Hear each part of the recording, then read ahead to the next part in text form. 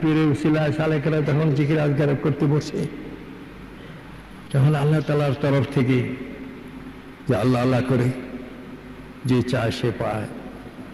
প্রতিটি লতিফাতে আল্লাহর জিকির জারি হইতে থাকে।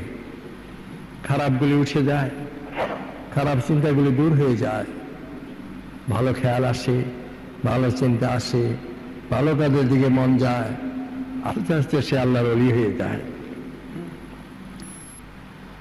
সেই প্রত্যেকটি অনুপরমাণুতে আল্লাহর জিকির তার জারি হইতে থাকে, সে জ্ঞানে জ্ঞানী হয়। ইহার জন্য পীর মুরিদি, অন্য কোনো কারণে না। যে আল্লাহকে চিনে না, জানে না, সে তো পীর হইতে পারে না। আল উলামা ওয়ারাসাতুল আম্বিয়া, সাহাবীরা বসে বসে কাঁদত। হুজুর সাল্লাল্লাহু আলাইহি ওয়াসাল্লাম বললেন, কাঁদো না, তোমরা